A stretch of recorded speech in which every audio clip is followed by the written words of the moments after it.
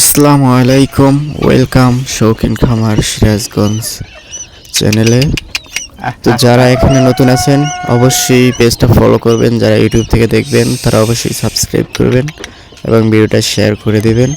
এবং যাদের জাপানি কোয়েলের বাচ্চা লাগবে 200-র নিচে অর্ডার করা যাবে না। তো যারা 200 বাচ্চা নেবেন তো অবশ্যই আমাদের সাথে যোগাযোগ করবেন, নাম্বার দেওয়া আছে এবং কমেন্টও যোগাযোগ করতে পারেন। তো আমার এখানে 2 দিনের বাচ্চা এই যে বুড়েই চলছে, এর ভিতর থেকে 2টা বাচ্চা মারা গেছে আর 2টা বাচ্চা প্রতিবন্ধী দেখা যাচ্ছে। তো এটা কোনো বিষয় না, 4-5টা বাচ্চা 200-র ভিতর থেকে কাটতেই পারে, এটা কোনো বিষয় না। তো বাচ্চাগুলো খাবার খাইতে একটু কষ্ট হয়, সে কারণে হাত দিয়ে একটু গুঁড়া করে দিচ্ছি আর কি, তাহলে খাবারগুলো খাইতে সুবিধা হয়। আর বাচ্চাগুলো আমার হাত থেকে সুন্দরভাবে খাচ্ছে, মাশাআল্লাহ। আমার এগুলো দৃশ্য দেখে এতটা ভালো লাগে, যারা খামারি আছেন তারাই বুঝবেন এগুলো কতটা আনন্দের বিষয় আর কি।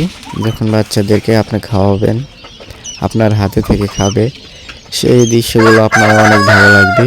আর যারা নতুন মানে খামার শুরু করবেন তাদের জন্য একটা কথা, তারা তো জিও বাচ্চা নিয়ে এই শীতের ভিতরে বাঁচাইতে পারবেন না। যারা অভিজ্ঞতা আছেন তাদের সাথে পরামর্শ নিয়ে আপনারা খামার শুরু করতে পারেন। তো আমার জানা মতে আপনারা 10 দিনের বোর্ডিং করা বাচ্চাগুলো নিলে আপনাদের জন্য সবচেয়ে ভালো হবে আর কি, আমার অভিজ্ঞতা থেকে আমি বলছি আর কি। তো আমার ইনকিউবেটর থেকে বাচ্চা বেরোয়ছিল এর আগে 100, তো ওগুলো বাঁচাইতে পারে নাই কারণ আমি ঢাকা ছিলাম। তো লাইটিংয়ের সমস্যা আর কি, তাপমাত্রা ঠিক রাখতে পারে নাই, অনেক জায়গা ছিল কিন্তু লাইটিং ছিল একটা, আমি বুঝতে পারি নাই। আর দূরে থেকে এত বোঝাও যায় না আর কি, কোনো সমস্যা না সমস্যা এগুলো বুঝতে একটু কষ্ট হয়, সে কারণে আমিও বুঝতে পারি নাই। একটা লাইট লাগাইছিল, পরে সবগুলো বাচ্চাই মারা গেছে।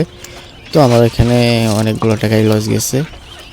তো আলহামদুলিল্লাহ প্রথমবার, সে কারণে কোনো সমস্যা নাই। তো ইনকিউবেটর মেশিনে 100 ওয়াটের লাইট দিচ্ছি, ওইটা দিয়ে তাপ হচ্ছে না। তো আমি শাকিল ভাইয়ের ফোন দিলাম, আমাকে বললো যে 200 ওয়াটের একটা লাইট লাগান এবং পিছনের যে ফ্যানের ছিদ্রটা আছে ওইটা একটু বন্ধ করে দিতে বলছে, তো গরমের সময় এটা খুলে দিতে বলছে। তো আলহামদুলিল্লাহ ওইটা করছি এবং আমার কাছে এখন ডিমটা হইলেই আর কি ইনকিউবেটর চালু দিয়ে দিব। তো আপনারা মুরগির বাচ্চাও পাবেন খুব শীঘ্রই। আর যারা মুরগির বাচ্চা নিতে চান অবশ্যই আমাকে জানাতে পারেন, যে কোনো ধরনের বাচ্চা আপনাদেরকে দেওয়া যাবে।